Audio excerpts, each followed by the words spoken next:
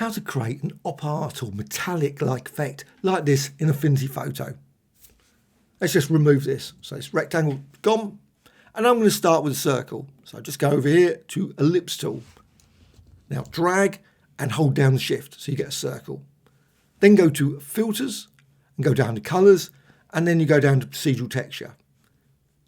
Now, there's loads of presets, really useful. You can of course create your own equation, perfectly reasonable, but I'm going to go with presets and I'm just going to go down here to checkered.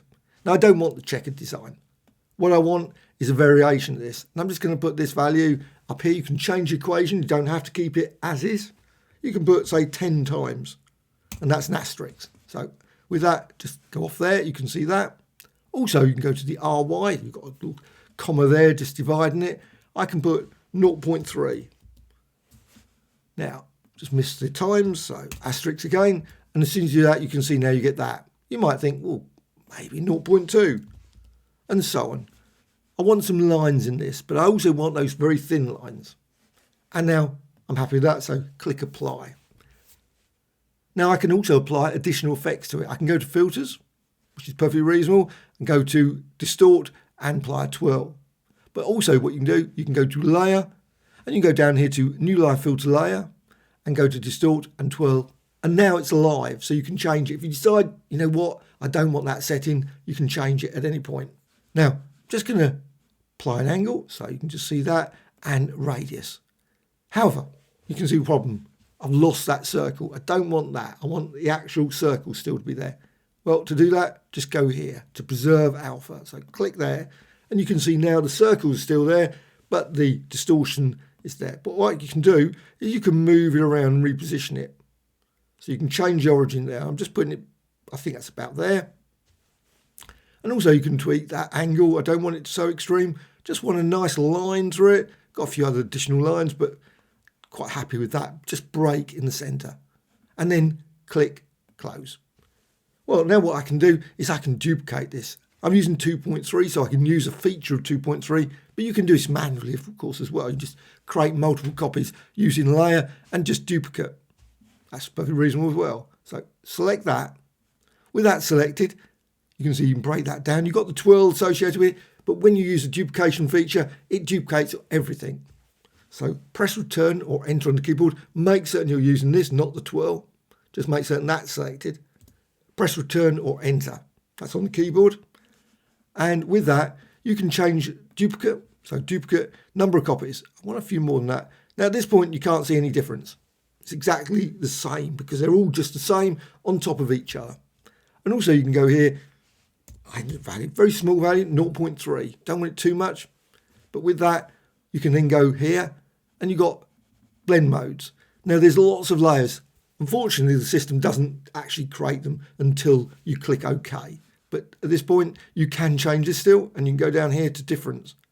And with that, you can see you can create some very interesting, unusual effects, and maybe 0.2. Just try it, different angles, just subtle change. Maybe go for 0.5 and so on. Maybe you can increase the number of copies. You can push it too far. I think 5, that's the nicest one. So about 5, and you've got this lovely line there, and also you've got this lovely sheen going twirling around like that. And click OK. And now it's created all those layers. So with all those layers, you can select them all. With them all selected, you can right click and then you can group them. So group them just makes it easier to move things around. I don't want the circle anymore. What I want is like a rectangular design so it fills the entire screen. Now, of course, I could just simply just drag this and make it bigger than that. Reasonable. But also what you can do is deselect that. And I'm just going to create a rectangle.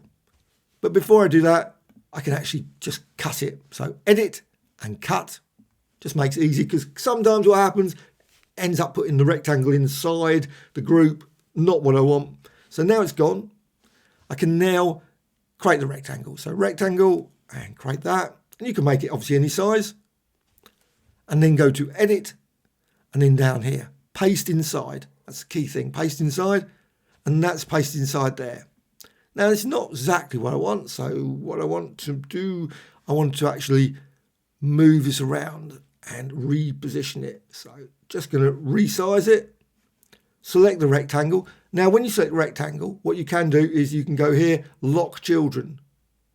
So you can lock children,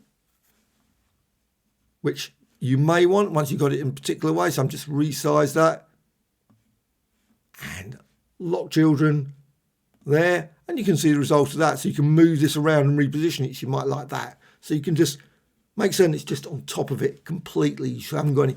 The lock children is very useful for that. So otherwise, if you did turn that off, then moved it around, you might not get exactly the result you want. So just try out lock children just to move it around.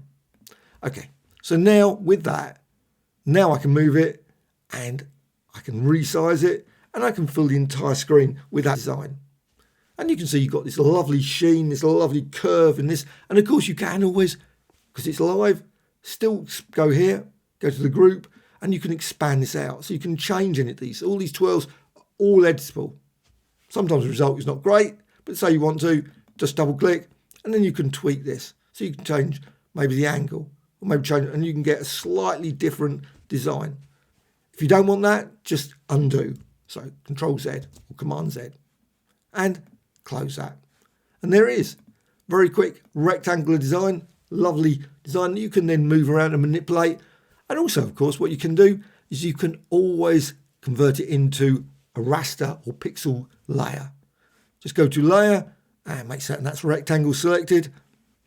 Just go down there to Rasterize. Once that's all rasterized, you can see then you've got a pixel layer. With this pixel layer, you can then manipulate that further with other filters. Or maybe go to Layer and go down here in Live and distort and maybe apply another twirl to this design as well, if you want to manipulate it more. Hope you found this tutorial of interest. Any questions? Please let me know in the comments below. A like or dislike, always appreciated. Please subscribe to the channel. Always have new tutorials about Affinity Photo, Designer, Photoshop and many others. Bye.